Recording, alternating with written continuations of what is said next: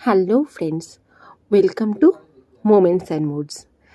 আজকে রান্নার রেসিপি না, আজকে তোমাদের সাথে একটা গল্প শেয়ার করব। রোহিত আর নীলা দুইজনের পরিচয় কলেজে। প্রথমে শুধু বন্ধুত্ব, ধীরে ধীরে সেই বন্ধুত্ব পরিণত হয় ভালোবাসায়। কিন্তু তাদের ভালোবাসা ছিল না শুধু কথায় বা প্রতিশ্রুতিতে, ছিল যত্নে ভরা এক সম্পর্ক। নীলা খুব পরিশ্রমী, সারাদিন পড়াশোনা আর কাজের চাপে ক্লান্ত হয়ে পড়ত। রোহিত প্রতিদিন সকালে তাকে মনে করিয়ে দিত, জল খেয়েছো তো? আর নীলা হাসত, তুমি না থাকলে আমি বুঝি ভুলেই যেতাম। অন্যদিকে রোহিত যখন কাজের চাপে ভেঙে পড়ত, নীলা চুপচাপ তার প্রিয় চা বানিয়ে বলতো, তুমি শক্ত থেকো, আমি আছি। একদিন নীলা অসুস্থ হয়ে পড়ল। রোহিত তখন কলেজ বাদ দিয়ে প্রতিদিন হাসপাতালে যেত। তার ওষুধ দিত, চুলে হাত বুলিয়ে বলতো, তুমি সুস্থ হয়ে ওঠো, বাকিটা আমি সামলে নেব।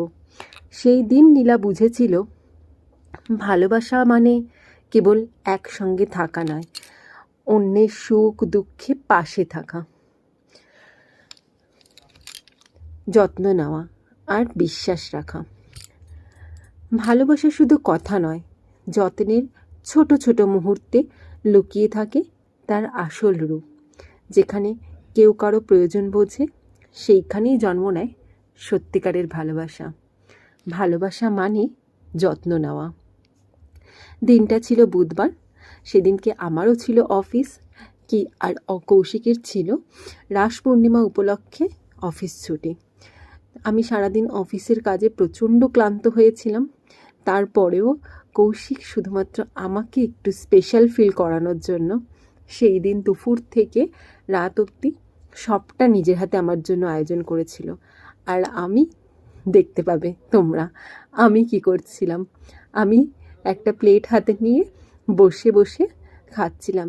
তখনও ও কিন্তু রান্নাটাই করে যাচ্ছিল, কিন্তু আমি যেহেতু তাড়াতাড়ি খাই আর খিদেও পেয়ে গেছিলো, আর দেখতে এতটাই টেম্পটিং লাগছিল ক্রিস্পি চিকেনটা, আমি কিন্তু খাওয়া শুরু করে দিয়েছিলাম।